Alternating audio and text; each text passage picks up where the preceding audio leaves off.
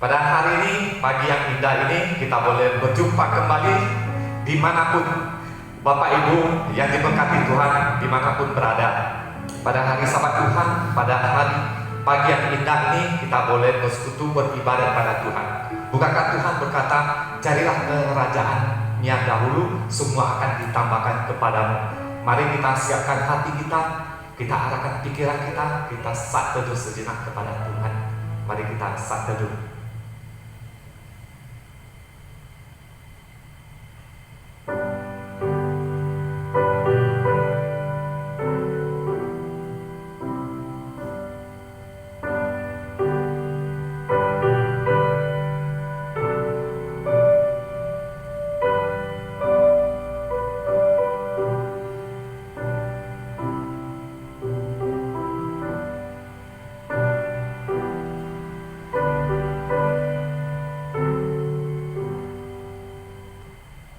Firman-Mu itu pelita bagi kakiku dan terang bagi jalanku.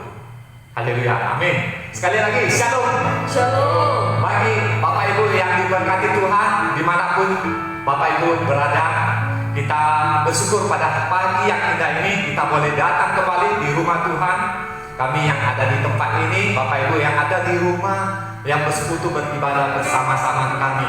Pada pagi yang indah kita boleh memuji Tuhan, kita boleh mengangkatkan pujian untuk Tuhan. Kita angkat pujian untuk Tuhan, datang ke hadirat Tuhan. Mari kita memuji Tuhan.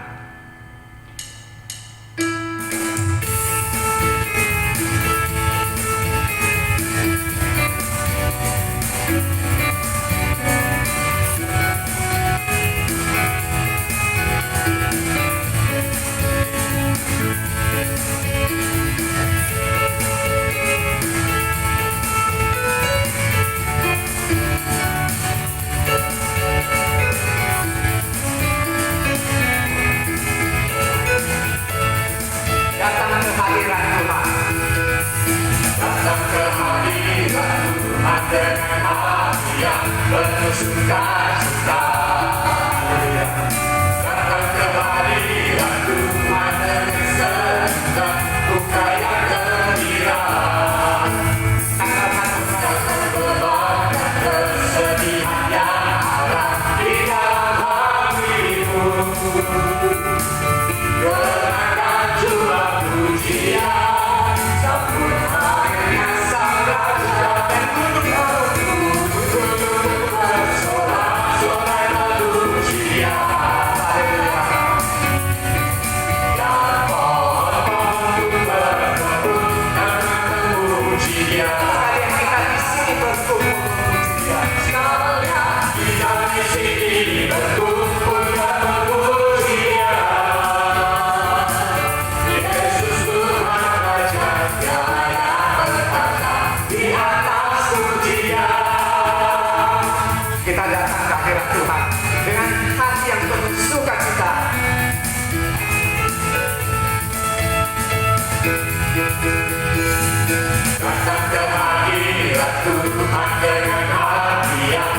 sukacita. Datang ke hadirat Tuhan dengan senang duka yang gembira.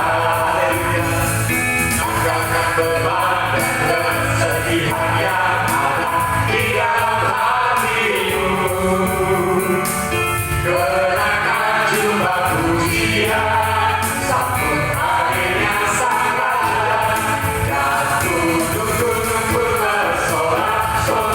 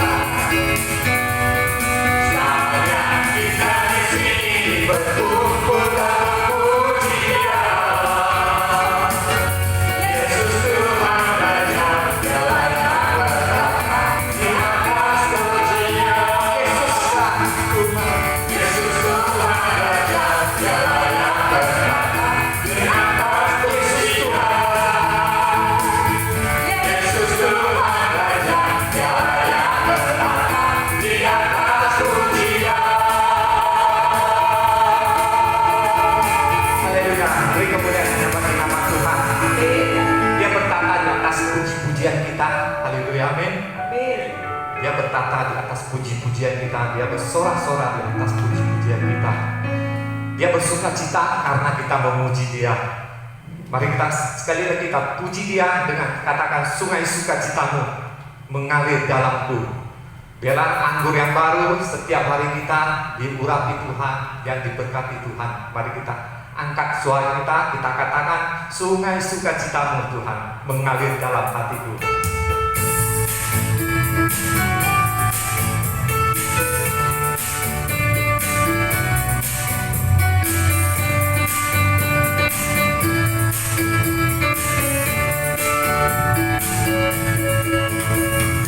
Sungai sukacitamu mengalir dalamku.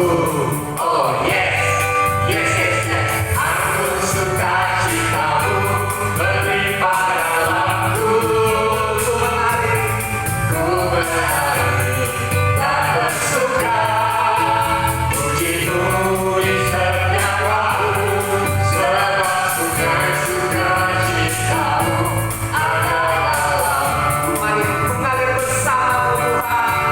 Mengalir bersamamu, bersuka di dalamku, mengikutimu Tuhan dalam kegerakanku, melayanimu Tuhan di dalam sukacitamu. Sebab hanya Tuhan yang membuat sukacitamu penuh.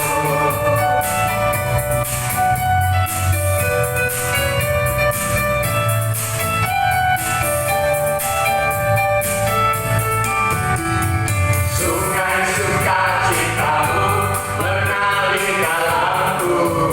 Oh yes, yes, yes, yes. Anggur sukacitamu melimpah dalamku. Kami mengalir untuk Tuhan. Dan bersuka. Pujimu di setiap waktu. Sebab sungai sukacitamu ada dalamku. Mengalir bersamamu Tuhan. Mengalir bersamamu, bersuka di dalamku, mengikutimu Tuhan dalam kegerakanku,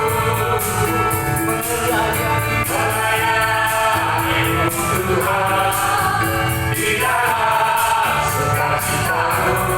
Sebab hanya Tuhan yang membuat sukacitamu penuh. Mengalir bersamamu Tuhan. Mengalir bersamamu, bersuka di dalamku, mengikutimu Tuhan dalam kegerakanku, melayanimu Tuhan di dalam sukacitamu. Sebab hanya Tuhan yang membuat sukacitamu penuh. Sebab hanya Tuhanlah. Sebab hanya Tuhan yang membuat sukacitamu penuh. Sebab hanya Tuhanlah yang membuat sukacitaku. Hanya Tuhan yang membuat sukacitamu penuh. Haleluya. Hanya di dalam Tuhan ada sukacita kita. Haleluya, amin.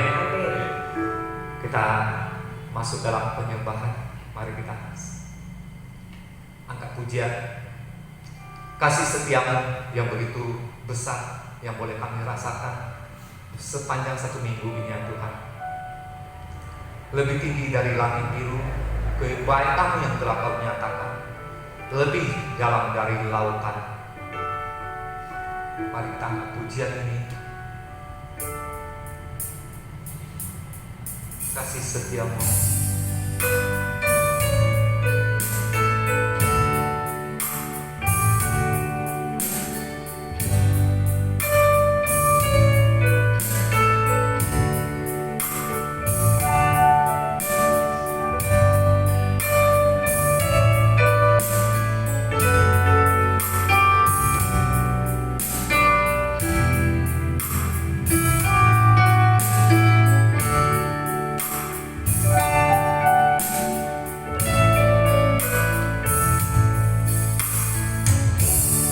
Kasih setiamu yang kurasakan lebih tinggi dari langit biru. Kebaikan-Mu yang Kau nyatakan lebih dalam dari lautan. Berkat-Mu yang telah kuterima Tuhan.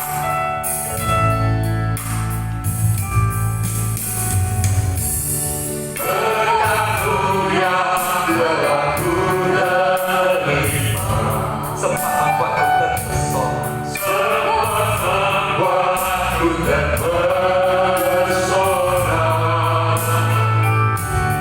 Apa yang tak pernah kupikirkan, itu yang Kau sediakan bagiku. Siapakah aku ini Tuhan?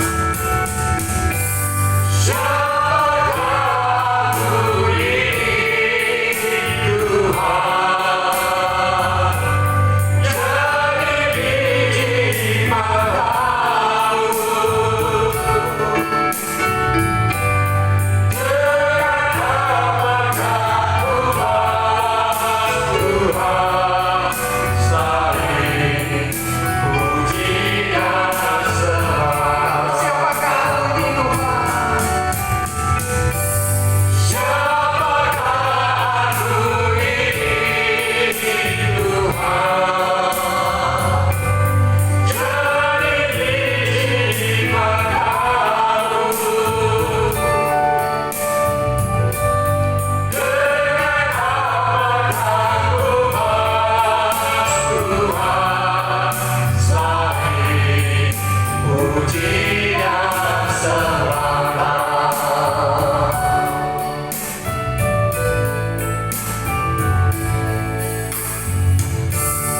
Kasih setiamu yang kurasakan lebih tinggi dari langit biru. Kebaikan-Mu yang Kau nyatakan lebih dalam dari lautan. Berkat-Mu yang telah kuterima Tuhan.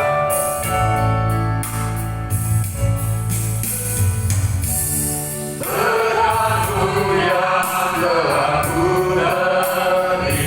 Sempat membuatku terpesona. Sempat membuatku terpesona. Apa yang tak pernah kupikirkan, itu yang Kau sediakan bagiku. Siapakah aku ini? Siapakah aku ini Tuhan? Jadi biji di mata-Mu. Dengan apakah ku balas Tuhan? Selain puji dan sembah. Siapakah ini Tuhan? Siapakah aku ini Tuhan? Jadi biji di mata-Mu. Dengan apakah ku balas Tuhan? Selain puji dan sembah. Selain puji dan sembah Tuhan. Selain puji dan sembah. Selain puji dan sembah Tuhan. Selain puji dan sembah. Haleluya Bapa. Terima kasih ya Tuhan. Di pagi yang indah ini ya Bapa, kami boleh datang bersekutu beribadah kepada-Mu. Satu anugerah yang luar biasa ya Tuhan. Engkau yang memberkati setiap kami Siapakah kami ini ya Tuhan sebenarnya Tuhan, sehingga menjadi biji mata-Mu ya Bapa. Begitu berharga Engkau ya Tuhan. Terima kasih ya Tuhan untuk setiap pengorbanan-Mu, penyertaan-Mu, kasih-Mu yang luar biasa dalam hidup kami ya Bapa. Engkau yang mengorbankan tubuh-Mu Tuhan. Engkau mengangkat kami dari lumpur dosa ya Bapa, sehingga kami boleh dikatakan anak-anak Tuhan, di mana kami boleh disebut anak-anak Tuhan ya Yesus. Kami percaya Tuhan, kami percaya Tuhan, kasih-Mu yang begitu luar biasa dalam hidup kami. Engkau senantiasa yang menolong, memberkati setiap kami, hidup kami ya Tuhan. Terima kasih ya Bapa. Di pagi yang indah ini Tuhan, kami boleh datang menaikkan setiap puji-pujian kami kepada-Mu ya Tuhan. Terima kasih ya Yesus, Engkau yang memberkati setiap umat Tuhan dimanapun mereka berada. Terima kasih Tuhan untuk setiap penyertaan-Mu, pimpinan-Mu yang luar biasa dalam hidup kami dan sepanjang hidup kami ya Bapa. Kami juga serahkan hamba-Mu ya Bapa, Contoh Agung yang boleh menyampaikan kebenaran daripada firman-Mu ya Bapa. Engkau tutup bungkus dia, Engkau berkata-kata melalui hamba-Mu, sehingga berkat Tuhan Engkau curahkan melalui hamba-Mu Tuhan, sehingga umat Tuhan boleh diberkati oleh firman Tuhan.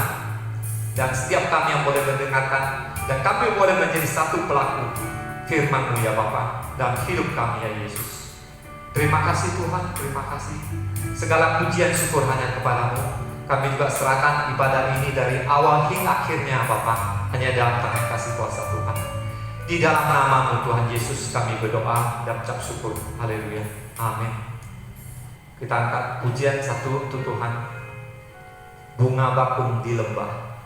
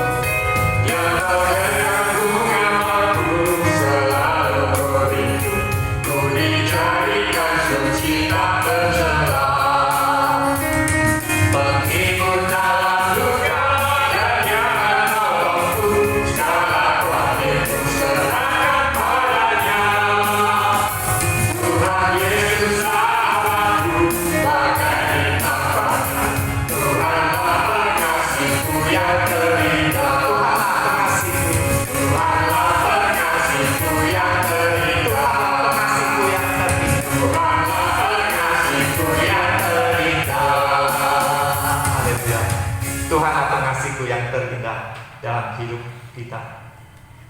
Mari kita ucapkan pengakuan iman rasuli kita. Saya undang Bapak Ibu, kita bangkit berdiri, kita ucapkan pengakuan iman rasuli. Mari kita ucapkan bersama-sama.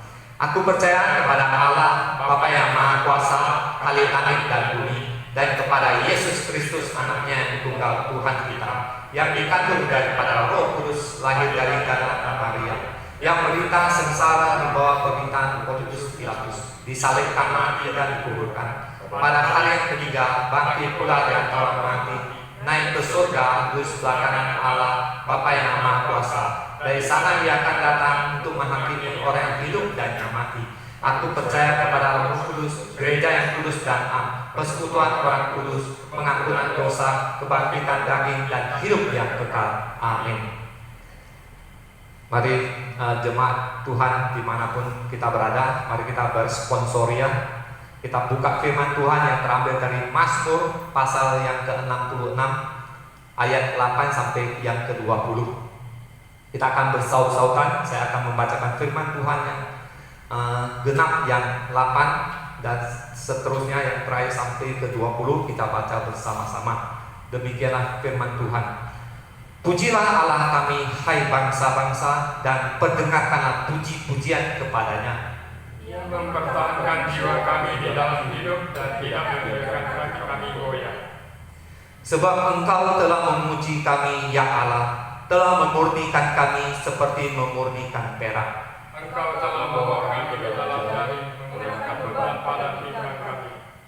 Engkau telah membiarkan orang-orang melintasi kepala kami tetap menempuh api dan air, tetapi Engkau telah menguatkan kami sehingga bebas. Aku akan masuk ke dalam rumah-Mu dengan membawa korban-korban makanan. Aku akan membayar padamu nasihatku, yang telah diucapkan bibirku dan dikatakan mulutku pada waktu aku susah. Korban-korban dan binatang dan sebersihkan kepadamu dengan asap korban dari domba-domba yang Engkau menyediakan lembu-lembu dan kambing-kambing jantan. Marilah dengarlah hai kamu sekalian yang takut akan Allah. Aku hendak menceritakan apa yang dikatakannya terhadap diriku. Kepadanya aku berseru dengan melukuri dan lidahku aku menyembahkan Dia. Seandainya ada niat jahat dalam hatiku, tentulah Tuhan tidak mau mendengar. Sesungguhnya Allah telah mendengar, Ia telah memperhatikan doa yang kuucapkan. Sama-sama. Terpujilah Allah yang tidak menolak doaku dan tidak menjauh kasih setianya daripadaku. Amin.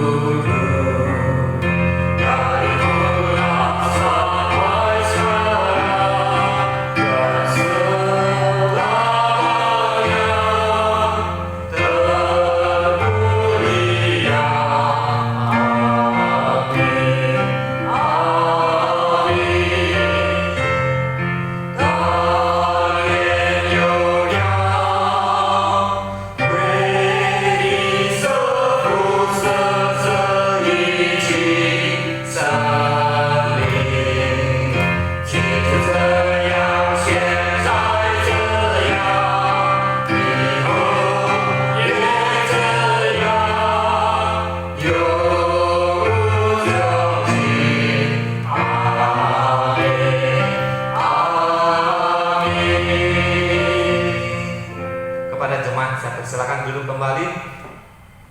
Kita akan mendengarkan firman Tuhan. Apakah jemaat Tuhan telah mendengar suara Tuhan? Mari kita angkat pujian. Dengar suara Tuhan, karena gembala yang baik mendengar suara kita. Amin. Mari kita angkat pujian. Dengarlah suara Tuhan. Aku mau mendengar suara Tuhan.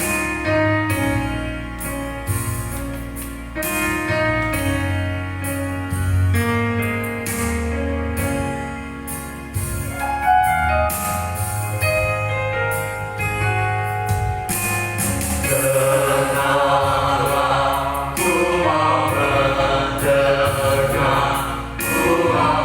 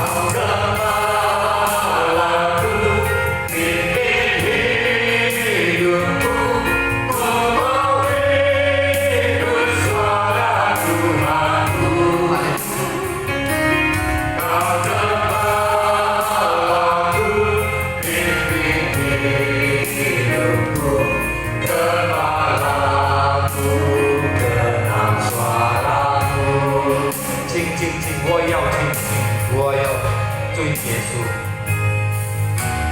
听听听，我要听听听，我要身体出生命。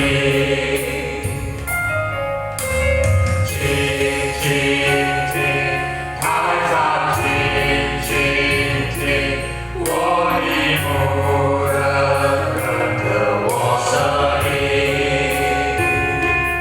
大声唱着生命的主宰，我一生这一生出生意。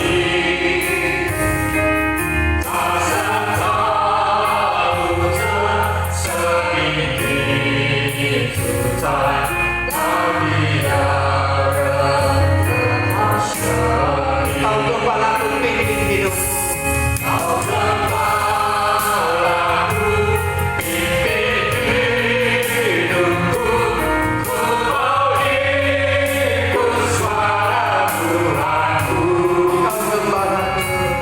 Kau gembalaku, pimpin hidupku, gembalaku, kenal suaraku. Gembalaku kenal suaraku. Gembalaku, kenal suaraku. Gembalaku kenal suaraku. Gembalaku, kenal suaraku.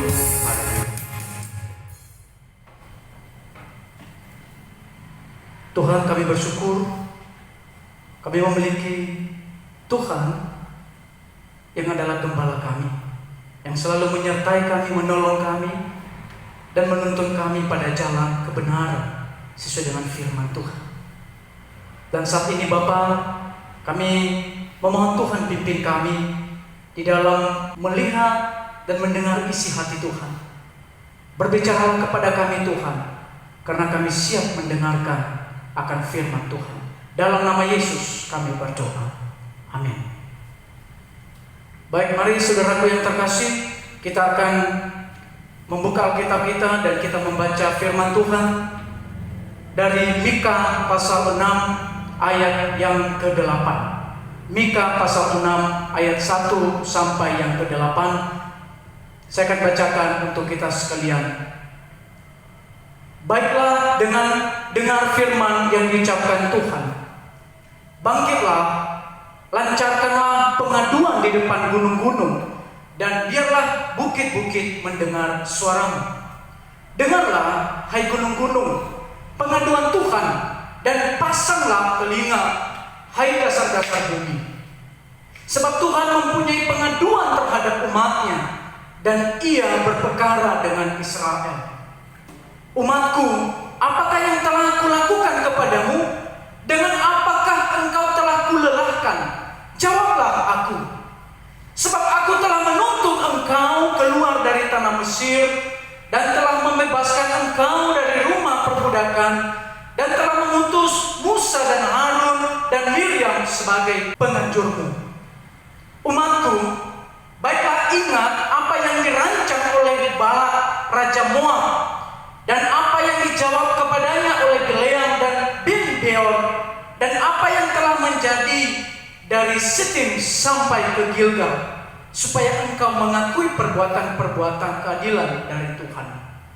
Dengan apakah aku akan pergi menghadap Tuhan dan tunduk menyembah kepada Allah yang di tempat tinggi? Akan pergikah aku menghadap Dia dengan korban bakaran, dengan anak lembu berumur setahun? Berkenankah Tuhan kepada ribuan domba jantan, kepada puluhan ribu curahan minyak? Akan kupersembahkankah anak sulungku karena pelanggaranku, dan buah kandunganku karena dosaku sendiri? Hai manusia, telah diberitahukan kepadamu apa yang baik, dan apakah yang dituntun Tuhan daripadamu, selain berlaku adil, mencintai kesetiaan, dan hidup dengan rendah hati di hadapan Allahmu. Saudaraku, sesuatu yang menurut kita sendiri itu baik dan benar, namun belum tentu itu baik dan benar di mata Tuhan. Sebaliknya, sesuatu yang menurut kita tidak baik dan tidak benar, boleh jadi itu yang baik dan benar menurut Tuhan. Saya memberikan satu contoh dalam Perjanjian Baru, satu tokoh dalam Kisah Para Rasul pasal 2 ayat 2, yaitu Ananias dan Safira. Dikatakan di situ bahwa dengan setahu istrinya yang menahan sebagian dari hasil penjualan itu dan sebagian lain dibawa dan diletakkannya di depan kaki rasul-rasul. Saudara, menurut Ananias ini adalah yang baik. Tidak mungkin semua hasil penjualan tanah itu diserahkan kepada rasul-rasul. Ini urusan bisnis, ini urusan perut. Mereka mau makan apa nantinya. Menurut Ananias ini betul. Dan dihitung-hitung memang betul, saudara. Tetapi menurut Tuhan ini adalah salah. Kenapa salah? Karena yang Tuhan inginkan kepada Ananias bukan hasil dari penjualan tanah, tetapi sebuah kejujuran Ananias untuk mengungkapkan nilai hasil penjualan itu. Menurut Ananias dia betul, tetapi di hadapan Allah adalah salah. Apakah Bapak Ibu, saudara-saudari pernah mengalami hal ini? Ketika Bapak Ibu mengambil satu keputusan dan menurut Bapak Ibu keputusan itu adalah benar, keputusan itu adalah tepat dan tidak mungkin salah. Lalu di kemudian hari, saudara, barulah Bapak Ibu sadari bahwa keputusan yang Bapak ambil itu adalah rupanya di hadapan Allah, di pandangan Allah adalah salah. Bapak Ibu pernah nggak mengalami pengalaman yang demikian? Seberapa banyak di antara kita yang mengklaim hidupnya adalah benar di hadapan Tuhan dan real hidupnya sudah sesuai dengan pandangan Allah? Seberapa banyak di antara kita yang mengklaim hal itu? Lalu di kemudian hari barulah kita sadari bahwa hidup yang saya jalani rupanya di pandangan Allah salah. Saudaraku terkasih, masih bersyukur kita kalau di kemudian hari di pandangan Allah kita sadari salah. Yang celakanya adalah ketika kita menganggap benar dan mengklaim jalan yang kutempuh adalah betul, lalu di kemudian hari kita tidak sadar bahwa itu salah di hadapan Tuhan. Ini yang celakanya, inilah yang salah. Saudara terkasih, justru berbeda dengan anak Tuhan yang dulu namanya Saulus dan sekarang disebut Rasul Paulus. Dia berbeda sekali dengan pemikiran itu. Sejak dia berjumpa dengan Kristus, sejak dia terima karunia Allah dan Roh Kudus mengubah hidupnya, ia mengalami pertobatan yang dahsyat.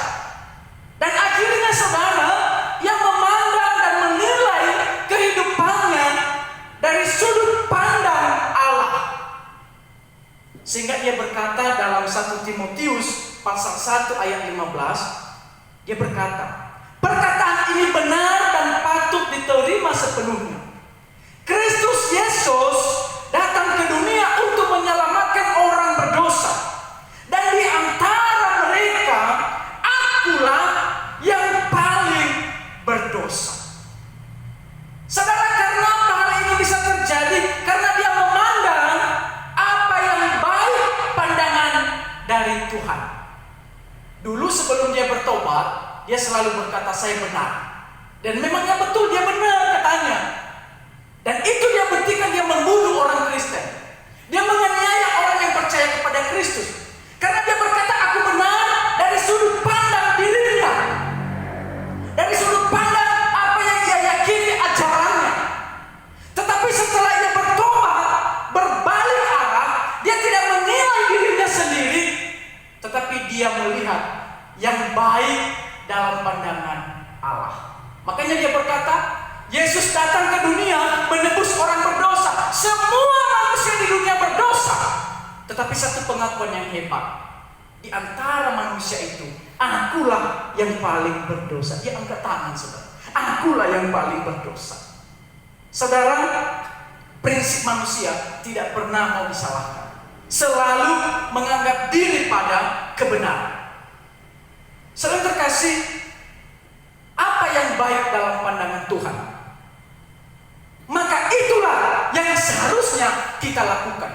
Bukan apa yang baik menurut pandanganku, tetapi apa yang baik dalam pandangan Allah. Itulah yang seharusnya kita lakukan, saudara. Tidaklah demikian kehidupan orang Israel pada zaman Mika. Dalam konteks firman Tuhan yang kita baca tadi, di mana praktek kehidupan mereka itu bertolak belakang dengan semangat ibadah mereka kepada Tuhan. Kelakuan hidup mereka itu bertolak belakang dengan semangat mempersembahkan kurban bakaran kepada Tuhan. Ungkapan cinta mereka kepada Tuhan tidak sesuai dengan praktek gaya hidup mereka. Mereka berkata, Tuhan, aku mengasihimu, Tuhan, aku mencintaimu. Dari bibir mereka ucapkan, tetapi dalam kehidupan sehari-hari tidaklah demikian. Maka saya tertarik menyebut istilah cinta ini adalah, Israel ini kepada Tuhan adalah cintamu kejam. Cintamu kejam. Kenapa? Karena dia PHP-in Allah. Dia berkata, Tuhan, aku sayang engkau. Ada lagu, ku mau cinta Yesus selamanya. Kita berkata, ku mau cinta Yesus, tapi pada prakteknya kehidupan kita tidaklah demikian. Inilah kehidupan Israel pada zaman Mika. Tuhan Yesus sahabatku, tadi kita udah nyanyikan. Tetapi pada prakteknya, pada kenyataannya, Yesus tidak menjadi sahabat dalam pergumulan hidup kita. Kita berjalan sendiri dan entah kemana kita taruh Yesus. Padahal pujian tadi mengatakan Yesus sahabatku. Seperti inilah kehidupan orang Israel pada zaman Mika. Bertolak belakang dengan apa ibadah mereka dan kenyataan hidup yang sebenarnya. Saudara, apa yang terjadi dalam kehidupan Israel? Bagaimana kehidupan bangsa Israel pada zaman Mika? Sehingga Tuhan sangat kesal dan Tuhan marah terhadap mereka. Yang pertama, kehidupan mereka, saudara terkasih, yang pertama adalah mereka memperlakukan Tuhan seolah-olah Tuhan itu berlaku lalim terhadap mereka. Saya cek dalam kamus bahasa Indonesia, lalim itu apa? Lalim itu adalah melambangkan sifat kejam, bengis, tidak berperi kemanusiaan, suka melihat orang dalam penderitaan dan kesengsaraan.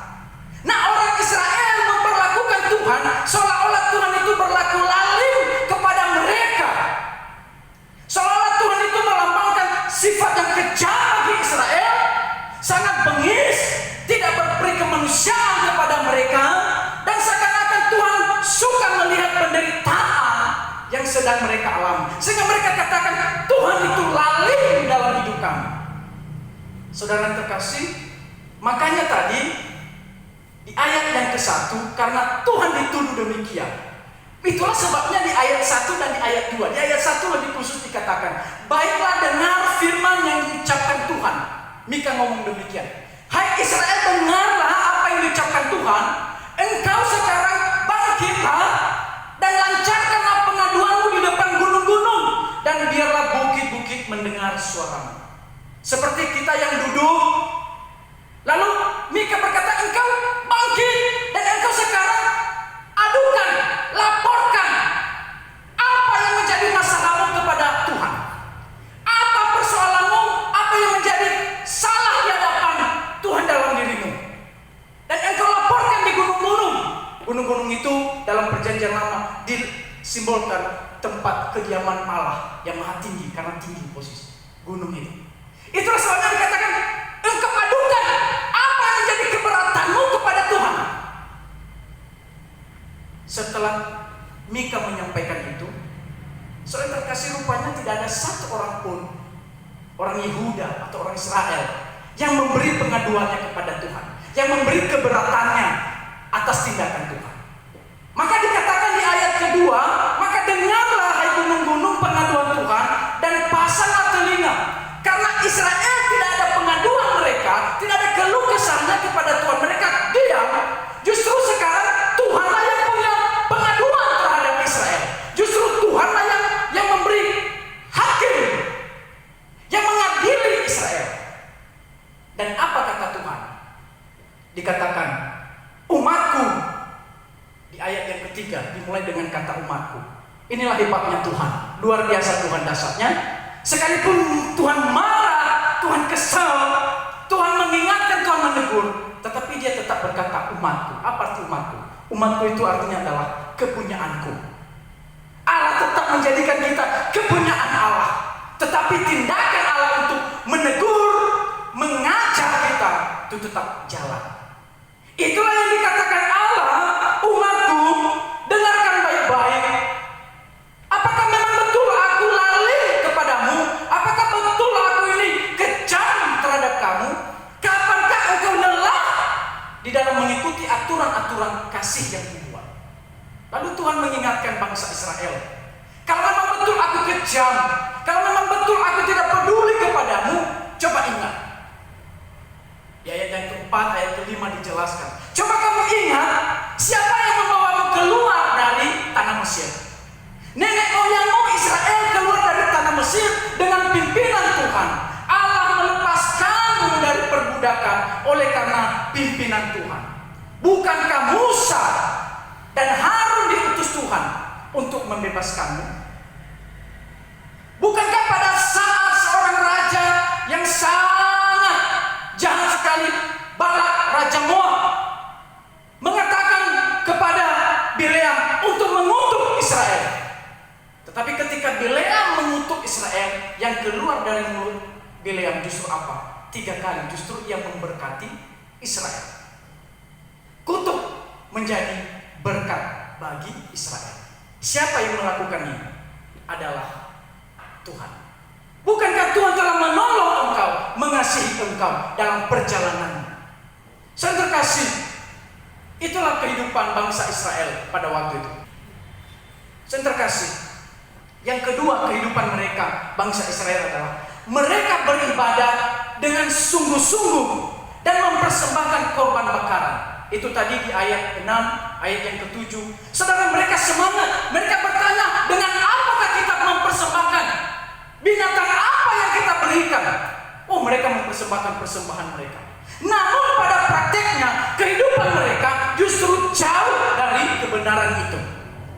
Tidak jadi berkat, tetapi menjadi batu sandungan.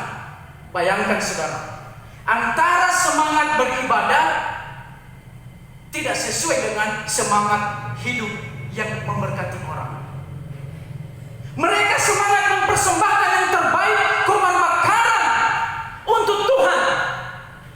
Tetapi setelah mereka mempersembahkan korban bakaran itu, lalu mereka berbuat dosa dalam hidup mereka sehari-hari. Apakah ini yang berkenan di mata Tuhan? Tidak, saudara terkasih. Apa yang mereka lakukan dalam kehidupan sehari-hari ini? Di Mika pasal 1 ayat ke-7, saya baca dalam bahasa terjemahan sehari-hari. Dikatakan bahwa patung-patungnya yang berharga akan dihancurkan, dan setiap benda-benda yang diberikan kepada wanita-wanita yang bertugas di kuil akan dibakar, serta segala berhalanya dibinasakan. Barang-barang itu adalah hasil ibadahnya kepada dewa kesuburan. Kini semuanya itu akan diangkut oleh musuh-musuhnya untuk persembahan syukur kepada dewa-dewa mereka. Inilah kehidupan mereka. Saudara, mereka beribadah kepada Tuhan dengan sungguh-sungguh, tetapi di sisi yang lain mereka juga menyembah dewa kesuburan. Dan mereka menggaji wanita-wanita kuil untuk mengurus perkakas kuil mereka. Apakah ini berkenan di mata Tuhan? Ini kehidupan yang bertolak belakang. Saudara, apakah ada orang Kristen yang demikian? Di gereja dia memuji Tuhan, tetapi di tempat yang lain, keluar dari gereja, dia menyembah ilah yang lain. Dia memiliki jimat dan hal-hal yang lain. Saudara yang terkasih, kelakuan Israel pada zaman Mika yang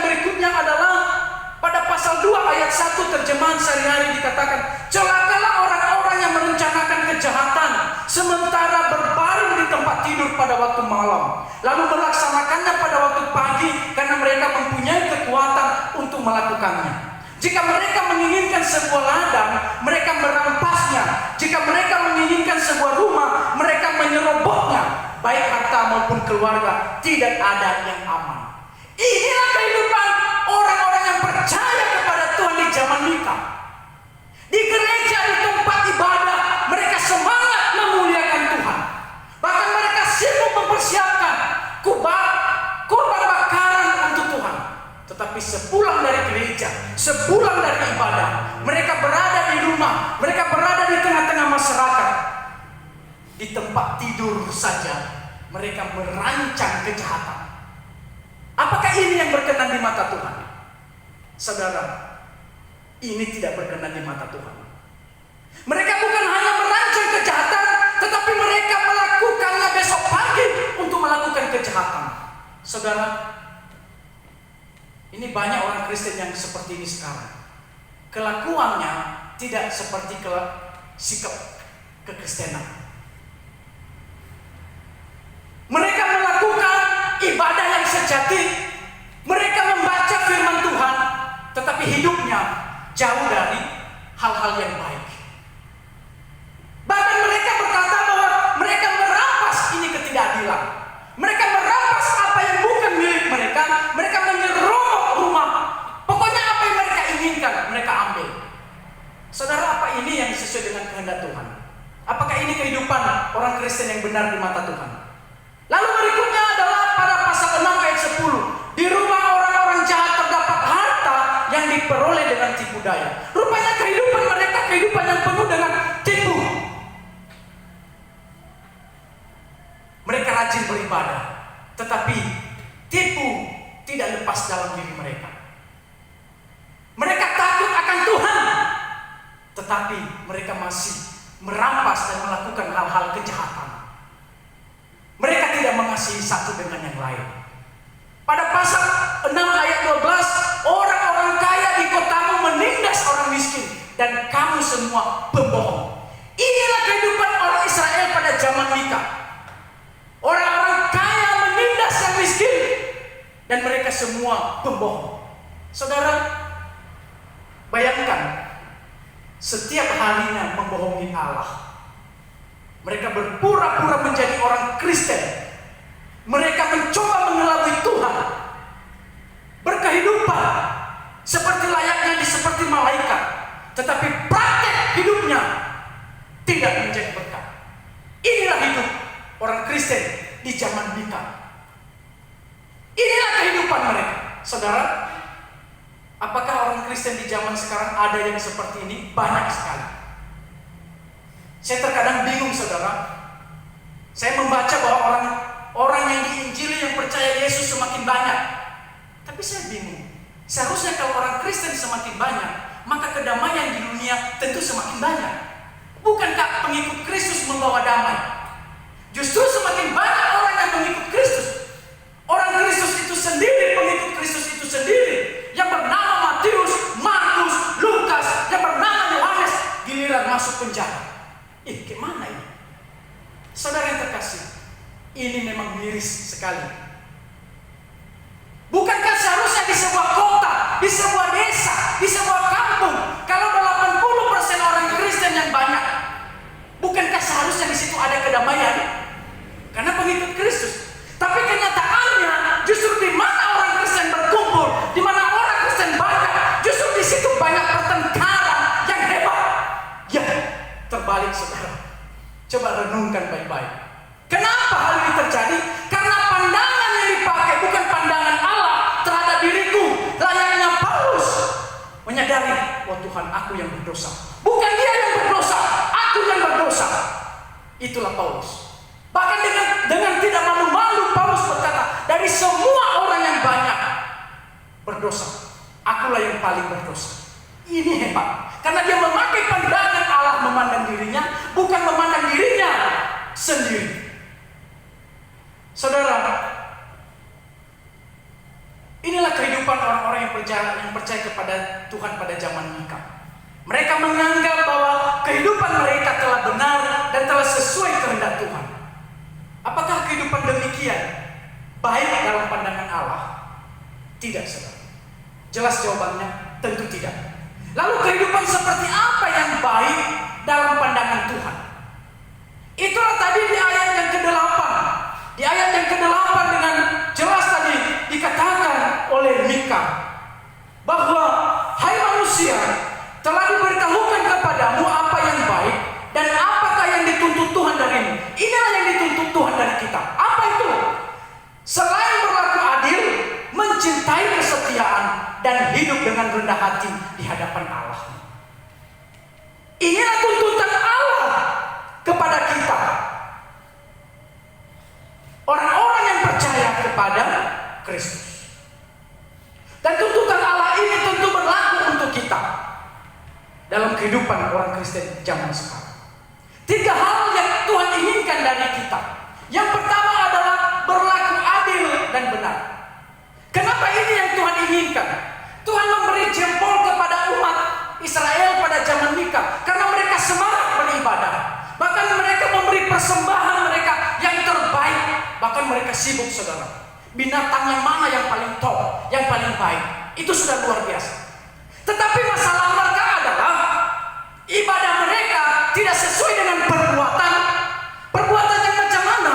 Mereka tidak berlaku adil dan benar kepada orang-orang yang ada di sekitarnya. Maka Tuhan mengatakan, inilah tuntutanku kepadamu. Inilah yang engkau harus miliki. Berlaku adil, berlaku benar kepada sesama. Mereka suka merampas milik yang bukan milik mereka. Mereka merancang kejahatan di tempat tidur mereka. Lalu besoknya mereka beribadah. Ini yang disebut cintamu kejam. Cintamu kejam. Berlaku adil dan benar juga Yesus mengungkap di dalam Matius pasal 7 ayat 12.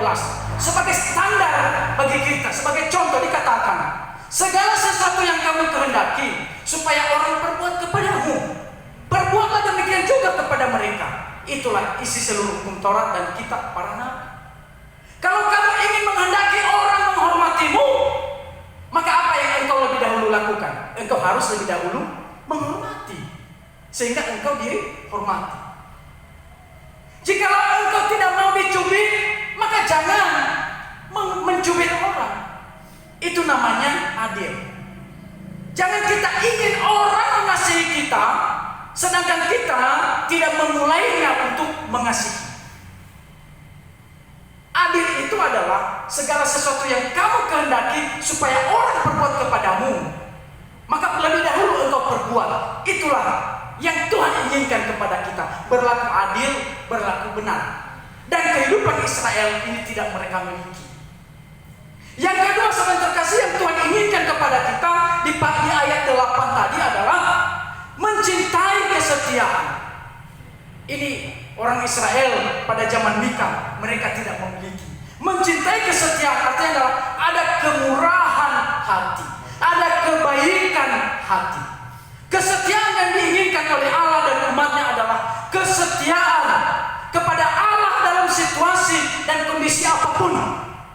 Tidak meninggalkan Tuhan ketika hidup dalam kemewahan dan hanya berseru minta tolong ketika mengalami kesengsaraan. Inilah yang disebut setia selamanya dalam kondisi apapun. Israel zaman Mika mereka tidak memiliki ini, saudara. Yang ketiga yang Tuhan inginkan dalam hidup kita adalah hidup dengan rendah hati. Banyak di antara umat Tuhan yang menyimpan kesombongan di dalam hati. Bahkan dalam kehidupan mereka sehari-hari, mereka coba mengungkapkan kesombongan diri tanpa menyadari bahwa apa yang dimiliki mereka adalah pemberian dari Tuhan. Saya terkasih, Yakobus 4 ayat ke-6 dikatakan, tetapi kasih karunia yang dianugerahkannya kepada kita lebih besar daripada itu.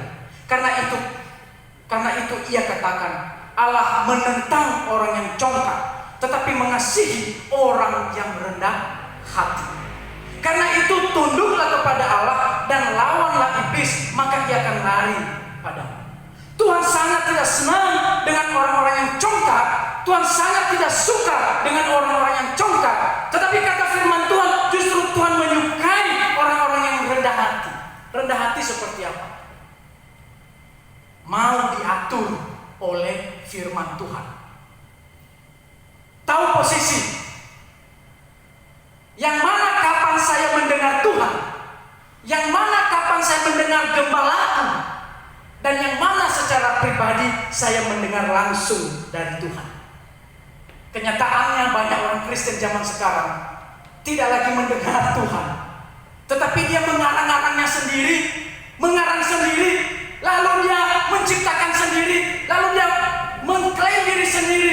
Ini adalah sebuah kebenaran dan saya sudah benar. Inilah kenyataannya sekarang. Tidak lagi berpatokan apa yang dikatakan firman Allah, tetapi menciptakan kebenaran dalam diri, lalu mengatakan ini adalah kebenaran. Yang terjadi apa? Kesombongan rohani. Apa itu kesombongan rohani?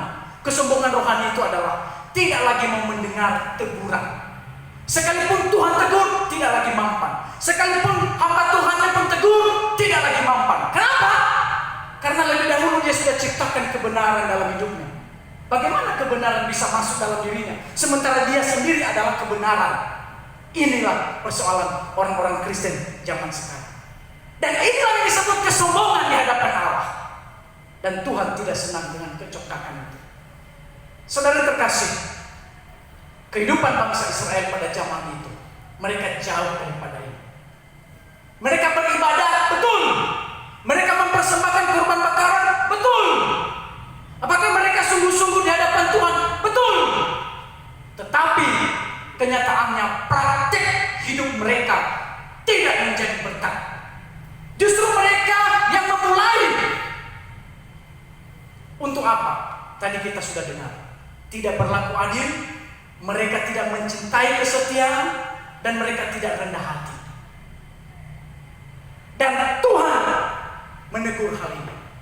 Saudara yang terkasih, ibadah memang itu sangat penting. Persekutuan itu sangat penting. Memberi persembahan itu juga sangat penting. Tetapi Tuhan tidak hanya menginginkan hal itu dalam hidup kita saat ini. Tentu Tuhan tidak menginginkan hanya itu saja dalam kehidupan orang Kristen, dan tentu dalam jemaat di Melabel. Tuhan tidak hanya menginginkan engkau pelayanan di hadapan Tuhan, tetapi Tuhan juga menginginkan perbuatanmu, praktek hidupmu menjadi berkat bagi sesama, bukan menjadi batu sandungan. Saudara yang terkasih, dan 3 hal yang Tuhan inginkan kepada kita pada saat ini, yaitu berlakulah adil, yang kedua kesetiaan, dan yang ketiga hiduplah dengan rendah hati. Apakah saudara sanggup menerima dan melakukan ini? Berlaku adillah kepada sesama. Apa tadi berlaku adil? Kalau engkau menghendaki orang mengasihimu, maka mulailah dari dirimu untuk mengasihi lebih dahulu. Itulah adil dalam kehidupan sehari-hari. Kesetiaan. Maka engkau mengasihi Tuhan sepenuh hati, dalam kondisi yang baik maupun dalam kondisi yang tidak baik, engkau tetap berkata Tuhan Yesus baik selamanya. Itu namanya setia. Hidup dengan rendah hati, mau mendengar nasihat dan teguran, tidak menganggap bahwa saya sudah tahu kebenaran itu. Itulah fungsinya para hamba Tuhan, untuk menyatakan kesalahan itu, untuk menyatakan kebenaran itu. Saudara yang terkasih, Mika telah menjalankan tugasnya. Tuhan mengutusnya di tengah-tengah Israel yang keras kepala. Tuhan mengutus Mika di tengah-tengah bangsa Israel, orang Yehuda yang suka melawan. Apakah Mika berani? Saya percaya bahwa awalnya Mika pun berpikir 10 kali lipat ya, untuk menghadapi orang-orang yang demikian. Tetapi ini adalah panggilan. Orang yang menyatakan kebenaran kebenaran pada dasarnya selalu dibenci. Tetapi orang yang menyatakan kesalahan pada dasarnya akan disukai banyak orang. Dan inilah Mika. Ketika dia menyatakan kebenaran, apa yang Tuhan suarakan, maka Israel pada waktu itu tentu tidak berkenan di hati mereka. Saudara terkasih, marilah ketiga poin ini dengan tema pandangan yang berkenan di mata Allah. Ada 3: berlaku adil, kesetiaan, hidup dengan rendah hati. Mari kita berdoa. Tuhan, kami bersyukur Engkau berbicara kepada kami malam hari ini. Dan berikanlah pertobatan dalam hidup kami. Dan sanggupkanlah kami untuk melakukan firman Tuhan pada hari ini. Dalam nama Yesus kami berdoa. Amin. Terima kasih untuk firman Tuhan yang disampaikan hamba Tuhan Kantor Agung, yang boleh menegur setiap kita boleh berubah dalam setiap hari kita boleh diperbaharui Tuhan. Karena kasih Tuhan tidak terlepas dari kita, dan kasih Tuhan itulah kasih yang setia. Tuhan senantiasa apapun yang kita perbuat. Kadang-kala kita mendukakan hati Tuhan, tapi kasih Tuhan tidak lepas dari kita, dan kita harus ingat kasih Tuhan itu yang luar biasa. Maka kita boleh mengasihi sesama kita dan setiap manusia ini. Mari kita angkat pujian sambil menjalankan persembahan. Tak satu pun dapat memisahkan kasih-Mu dari kasih-Mu Tuhan.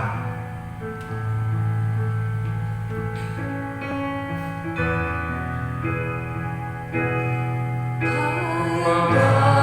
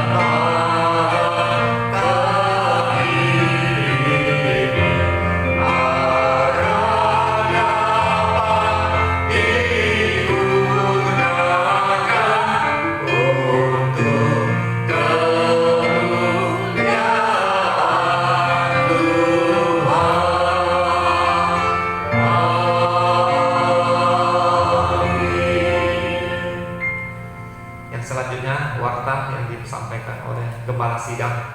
Saya persilakan.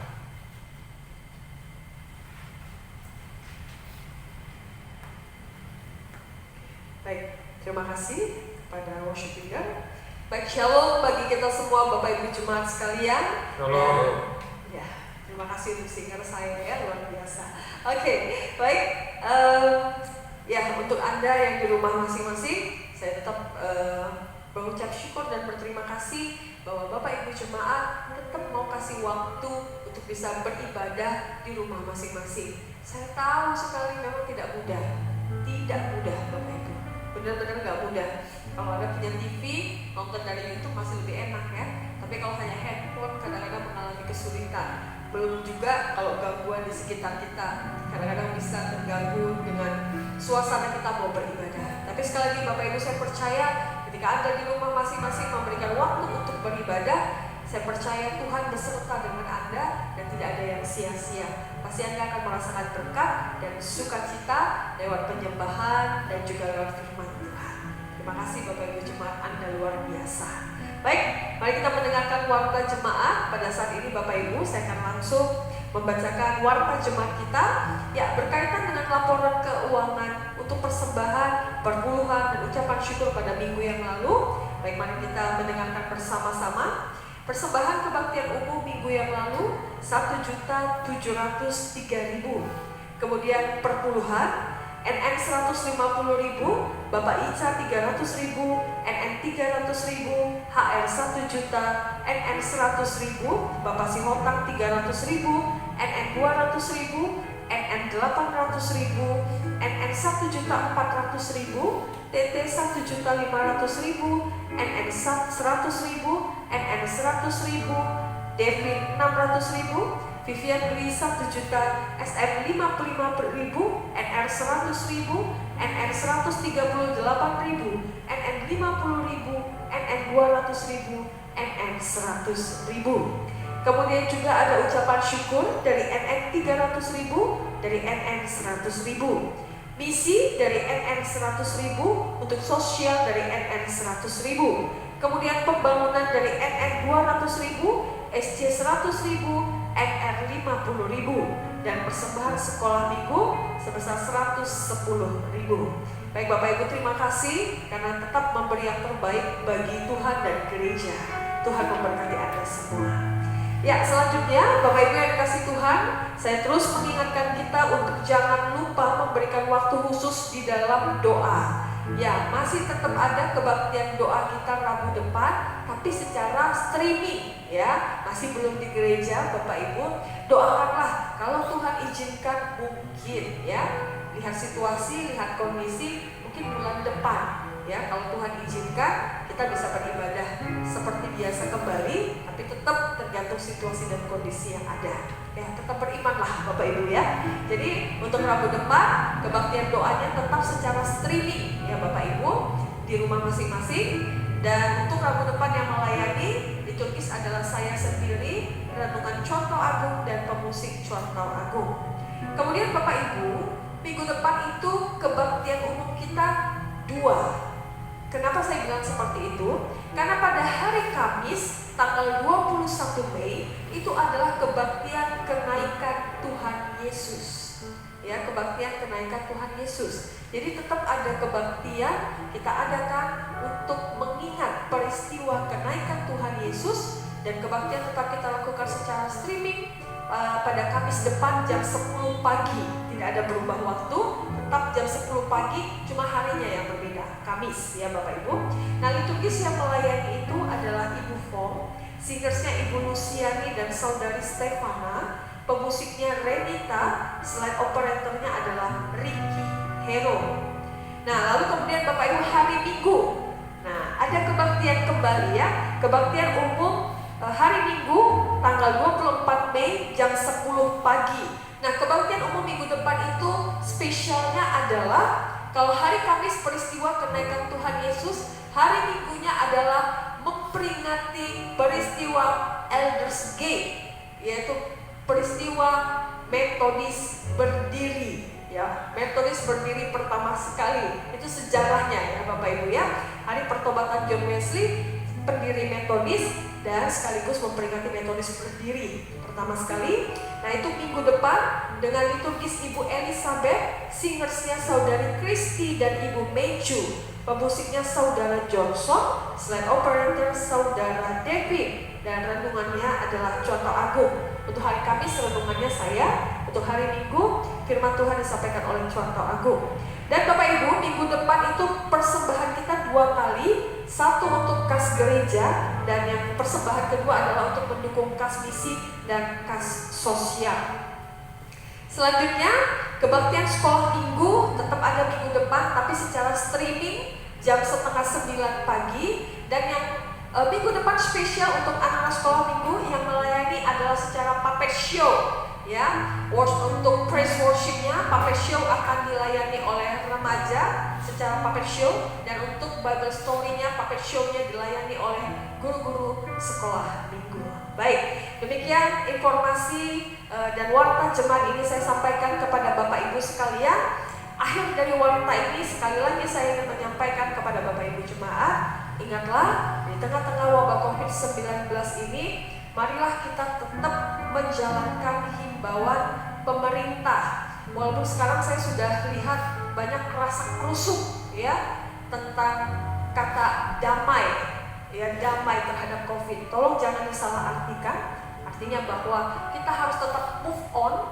Move on itu dengan cara tetap menjalankan himbauan pemerintah, baik itu social distance, menjaga kebersihan dan menjaga kesehatan kita. Menggunakan masker dimanapun kita berada, cuci tangan dan hand sanitizer kalau Anda ada di luar. Jadi Bapak Ibu tetap harus menjalankan himbauan pemerintah. Dan yang kedua Bapak Ibu, saya tetap mengingatkan kepada kita, marilah kita tetap menjalankan bijak bermedia sosial. Ya, mari tetap kita bijak bermedia sosial dan mari tetap menciptakan perdamaian. Ya, tetap ciptakan damai dimanapun kita berada, tetap menjadi saluran berkat Tuhan dan menyatakan kemuliaan nama Tuhan dimanapun Bapak Ibu, saya dan kita semua berada. Baiklah, terima kasih untuk perhatiannya Bapak Ibu jemaat. Sehat selalu, Tuhan Yesus memberkati kita. Kita akan menutup ibadah kita pada saat ini. Puji Tuhan bahwa ibadah kita sudah diberkati dan disertai Tuhan. Ya, kita akan menutup ibadah kita dengan satu pujian, Dia mengerti. Pujian yang mengingatkan kepada kita bahwa terkadang ketika kita merasa tidak ada jalan terbuka, ketika kita merasa sudah terlambat, satu hal yang kita yakini bahwa Tuhan gak pernah berdusta, dan Tuhan itu selalu memegang janji Tuhan sampai mujizat itu menjadi nyata. Mari kita naikkan pujian ini dengan penyembahan kita, dengan iman kita. Dia mengerti.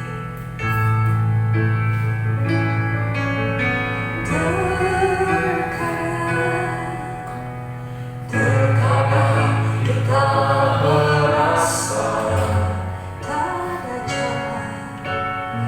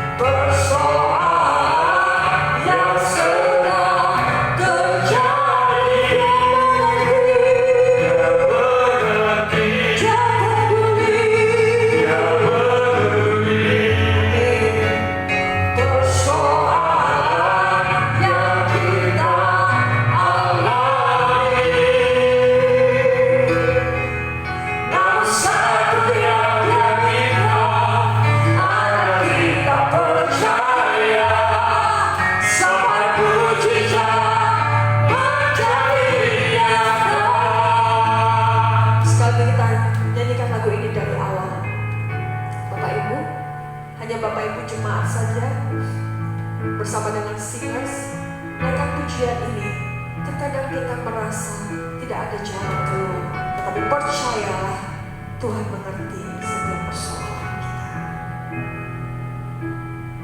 Terkadang kita merasa tak ada jalan terbuka,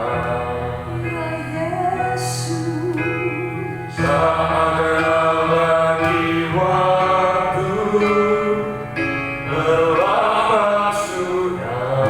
Tuhan tak pernah berdusta. Tuhan tak pernah berdusta. Dia pegang janjinya. Dia selalu pegang janjinya. Bagi yang percaya, Bagi orang percaya, imanmu mujizat nyata. Tuhan mengerti, Tuhan peduli dengan persoalan kita. Dia mengerti, Dia peduli. Dia peduli persoalan yang sedang terjadi. Dia mengerti, Dia peduli. Dia peduli persoalan yang kita alami. Namun satu yang dia minta agar kita percaya sampai mujizat menjadi nyata. Nomor satu yang dia minta Agar kita percaya sampai mujizat menjadi nyata. Mari kita berdoa, Bapak Ibu Jemaat sekalian. Bapak yang di surga, terima kasih Tuhan, Engkau telah memberkati ibadah kami pada hari ini. Kami sangat bersyukur kepadamu Tuhan untuk segala penyertaan dan hadirat Tuhan di dalam kehidupan kami. Bapak yang surga, kami juga bersyukur dan kami percaya Tuhan bahwa mulai dari awal ibadah ini, pertengahannya sampai akhir ibadah ini, jemaat Tuhan diberkati. Jemaat Tuhan diberkati oleh Tuhan dengan berlimpah-limpah. Ketika mereka memuji Tuhan, ketika mereka menyembah Tuhan, ketika mereka mendengarkan firman Tuhan, ada satu berkat Tuhan yang mereka boleh rasakan. Bapak yang surga, terima kasih Tuhan. Kami sangat bersyukur kepadamu Tuhan. Sampai saat ini yang kami syukurin adalah bahwa jemaat-jemaat Tuhan di Metodis Melabo tetap setia melayani Tuhan, tetap memberikan waktu khusus, baik itu sebagai para pelayan-pelayan ibadah, baik itu sebagai bagian dari slide operator, sebagai worship leader, sebagai singers. Itu adalah satu hal yang luar biasa yang Tuhan izinkan untuk boleh jemaat tetap setia dalam melayani Tuhan. Bahkan juga kami sangat bersyukur jemaat Tuhan juga tetap setia beribadah, baik ibadah di rumah Tuhan maupun ibadah di rumah masing-masing. Ini adalah satu hal yang sangat luar biasa Tuhan, kekonsistenan jemaat Tuhan untuk tetap kasih waktu khusus di dalam ibadahnya. Bahkan kami juga sangat bersyukur dan berterima kasih Tuhan, jemaat Tuhan di tengah-tengah wabah pandemi COVID-19 ini masih tetap ingat menjalankan kewajiban mereka dengan memberikan yang terbaik kepada Tuhan melalui persembahan mereka, melalui perpuluhan mereka, melalui ucapan syukur, mendukung misi sosial, mendukung pembangunan Tuhan. Itu adalah hal yang luar biasa yang sedang jemaat kerjakan Tuhan di dalam kehidupan mereka di tengah wabah COVID ini. Terima kasih Tuhan. Kami percaya ini semua karena anugerah-Mu, ini semua karena bimbingan Tuhan kepada seluruh jemaat Tuhan. Bapak hamba berdoa, berkatilah semua jemaat-jemaat Tuhan di Metodis ini Tuhan. Berkatilah mereka di dalam usaha mereka, berkatilah mereka di dalam pekerjaan mereka Tuhan. Berkatilah mereka di dalam keluarga mereka Tuhan. Berkatilah mereka dengan kesehatan yang baik. Dan hamba berdoa Tuhan, supaya Engkaulah yang senantiasa meneguhkan iman jemaat. Di tengah-tengah kesulitan apapun, tetap ingat sama Tuhan, tetap andalkan Tuhan di dalam hidup mereka, tetap carinya Tuhan, curhatnya sama Tuhan, bukan curhatnya sama media sosial, bukan curhatnya sama hal-hal dengan menggosipkan atau menyatakan ketidakbenaran, tapi tetap ingatnya sama Tuhan dan mengandalkan Tuhan. Dan kami juga berdoa Tuhan, supaya semua jemaat Tuhan bersama semua anggota keluarganya bersatu hati bersama-sama dengan Tuhan untuk terus memuliakan nama Tuhan. Kami juga berdoa dan percaya kepadamu Tuhan, bahwa Tuhan sedang menjaga jemaat Tuhan dengan kesejahteraan, mencukupkan semua apa yang diperlukan oleh jemaat Tuhan. Apapun yang mereka butuhkan, kami percaya, hamba percaya Tuhan mencukupkan semuanya Tuhan. Dan hamba berdoa bila seluruh jemaat Tuhan tetap selalu ingat mengucap syukur kepada Tuhan, tetap selalu hatinya dilimpahi dengan rasa syukur kepada Tuhan. Terima kasih Bapa yang di surga, bila saat ini Tuhan ada jemaat-jemaat-Mu yang sedang punya pergumulan, punya persoalan yang berat, hamba menyerahkan mereka kepada jemaat, kepada Tuhan. Hamba berdoa bila Roh Kudus-Mu Tuhan yang memberikan jalan keluar atas persoalan yang mereka hadapi. Dan hamba berdoa Tuhan, bila Engkau Tuhan yang menjawab setiap doa-doa jemaat Tuhan. Hamba percaya Tuhan, mujizat-Mu akan terjadi di dalam kehidupan semua jemaat-Mu di Metodis ini. Mujizat Tuhan akan terjadi tepat pada waktunya, indah pada waktunya. Dan kami berdoa Tuhan, supaya firman-Mu dilakukan oleh seluruh kami dan seluruh jemaat Tuhan, menciptakan keadilan dan kebenaran, menciptakan kasih dan kesetiaan di dalam Tuhan. Terima kasih Bapa yang di surga. Terima kasih untuk segala kebaikan Tuhan di dalam hidup kami. Terima kasih Tuhan Yesus. Di dalam nama Tuhan Yesus, kami menutup ibadah kami dengan doa yang Tuhan ajarkan kepada kami. Bapa kami yang di surga, dikuduskanlah nama-Mu, datanglah kerajaan-Mu, jadilah kehendak-Mu di bumi seperti di surga.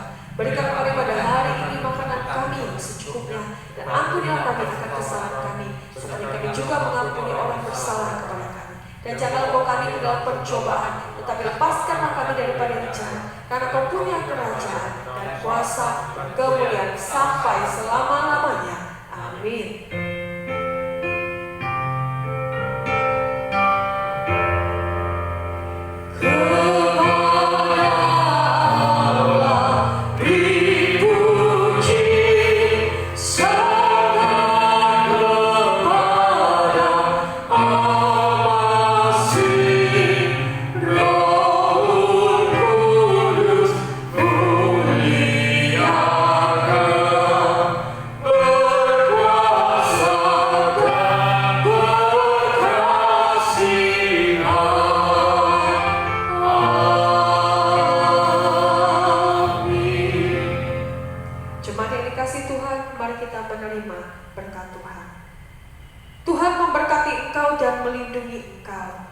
Tuhan menyinari engkau dengan wajah-Nya. Tuhan memberikan kepadamu kasih karunia yang berlimpah-limpah. Jemaat yang dikasihi Tuhan, berbahagialah engkau, sebab pada saat ini Tuhan Allah menghadapkan wajah-Nya kepada engkau, memberikan kau damai sejahtera hari ini, besok, dan sampai selama-lamanya. Kita yang percaya, kita katakan amin.